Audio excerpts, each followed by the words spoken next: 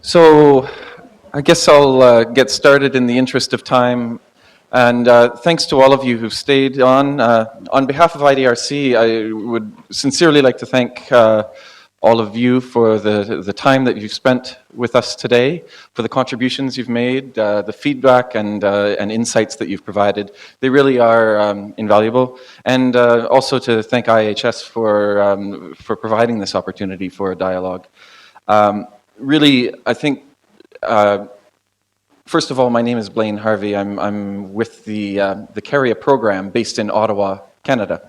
So I'm one of the program officers, and I'm working with the ASAR consortium on the work that they're doing, but also working at the program-wide level, where we're looking at how do we make the research emerging from 4 different research consortia really add up to something that is more than the sum of its parts.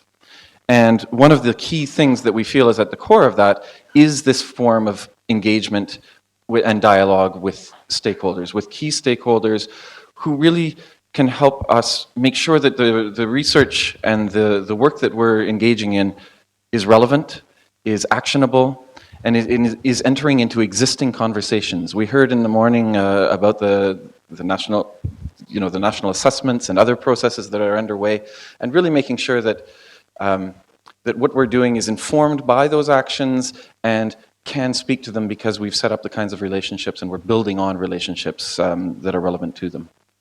So I think this is something that as I said, was really foreseen, envisaged right from the beginning of the CARIA program in its design.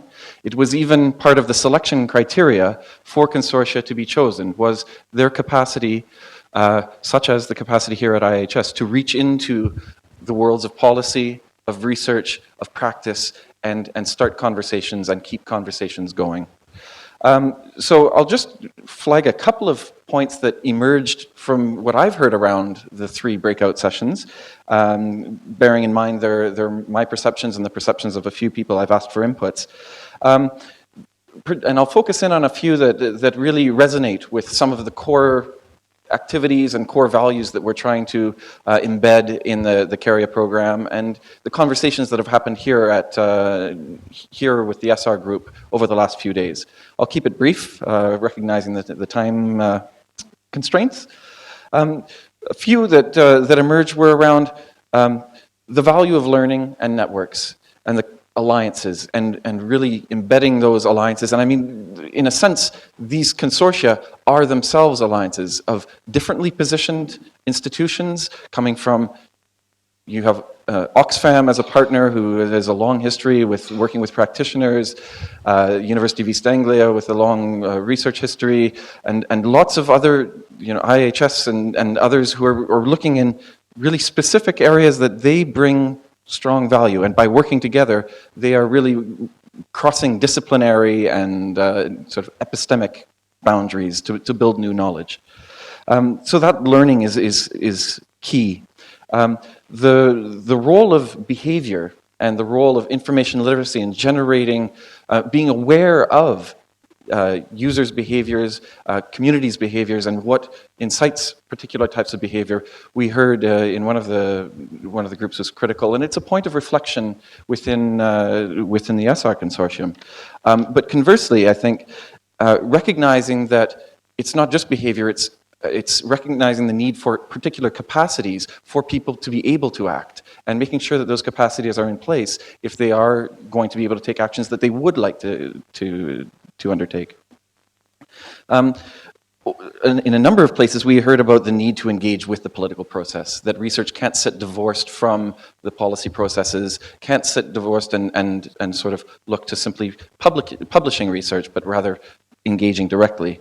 And a question that was raised to me was, can we bring ourselves up to that challenge of engaging and challenging national policies, pushing national policies further, not just feeding them? Though feeding them with information is important. Another few comments that emerged from some of the other groups were around the limits of science and recognizing that science has limits, that We need to recognize those. We need to draw on other sources of evidence, particularly for near to midterm change, and building up the capacity to bring together different types of evidence, different forms of evidence beyond just the modeling sciences, and that partnerships are needed to ensure that that happens. Partnerships for users of information to really validate their understandings of it with scientists, and on the flip side, for scientists to learn that, and this is a quote that I was given, that simulations are insightful, do the work for you. So we can sort of use some of these simulations, they can be interesting, but really it's once you get on the ground that you start to recognize what real reality looks like. So those are just a few I think resonate closely with where we're trying to go with the program, the concerns that we've explored collectively, and the direction that we'd like to take over the next 4 to 5 years together. Here in India, what I would just conclude with a few comments on, we've got a wealth of partners in the room, both direct and indirect partners to the consortium, who are really able to tackle climate-related challenges and help sort of develop solutions for it, both in the semi-arid regions where ASAR is working, but also in deltas and in the glacier-fed basins, in the Himalayan basins where partners like TERI are working, Jaipur University in the deltas. And we see these partners as taking a lead in providing and developing some of these solutions, looking at what are the pathways to change based on these solutions. How can we go from developing good science, robust evidence, kinds of change that we feel, or that they feel, we need to see here in India, for example. And finally, I think that it is through these partnerships, through the development of this research and of innovative approaches, that we're going to see the strengthening of a lasting capacity. And this is one of the ambitions of the program, is seeing a lasting capacity emerge from these activities that will stretch well beyond the sort of 2018, 2019 limits of the program, and see a next generation of approaches that are really building on the innovations that will emerge from here.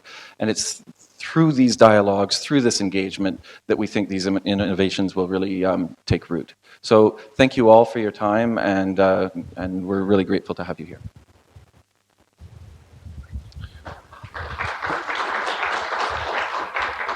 Thanks, Blaine, for that excellent summing. I really don't have much to add except to say two things. One is a big thank you to all of you, especially people who could join us for the day today and enrich the discussions that have been going on all this week and will likely to continue tomorrow as well. The second thing is, at IIHS, we try and convene conversations, and I know that many of you have come back into the room, and I'm very happy to see many of our old friends coming and reflecting and taking some of the very difficult conversations forward. We do recognize that the kind of subjects we are talking about are very futuristic, have very little traction with anyone, and I'm sure a lot of us here are doubting Thomases ourselves deep down. What do you use the word? Closet doubting Thomas.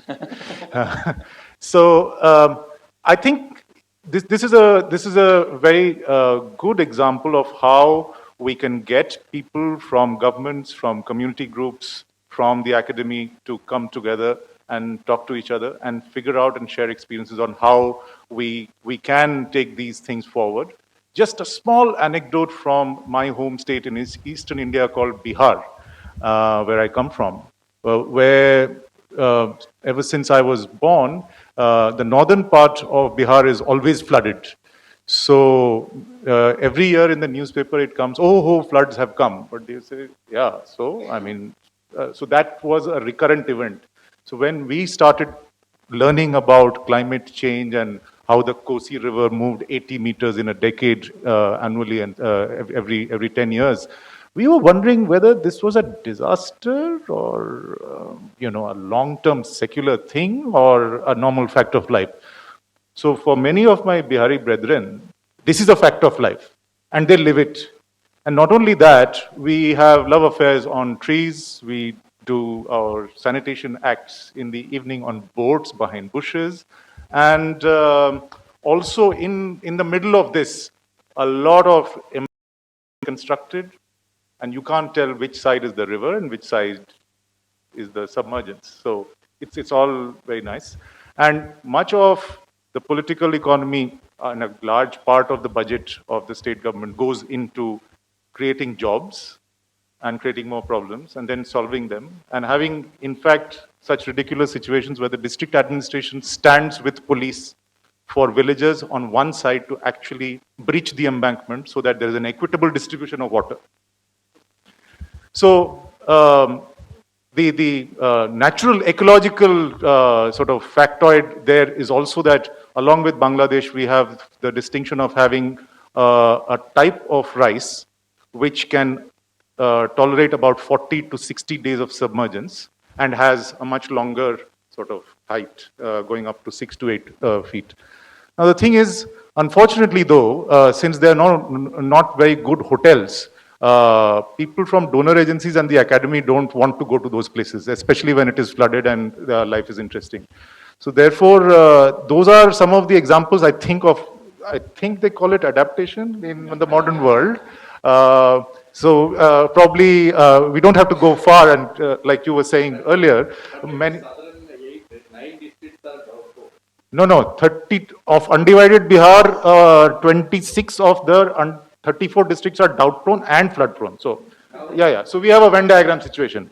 So I think those are like, really the leading spaces to go for people like us to go and study. Unfortunately, it's not semi-arid. It's like wet, really wet. But you can ask the DECMA guys probably to go and have a look if they're not already having a look. So what I'm saying is that we have enough to learn. We have enough happening in our backyards to go and learn from. But I think the most interesting thing that we are witnessing today is how, like Ashwin was saying earlier, he wanted all the academics to become politicians, of course, and there was a very hot debate as to the bounds of possibility as far as that is concerned. But I think opening doors and engaging with decision makers to make sure that climate related issues are not just fads, fashionable and temporary presentations that you forget about after you go, is going to be a long haul for all of us. And as a community, I guess we are up to it. And thank you very much for joining us today. And we'll meet you again in many conversations here and elsewhere. Thank you.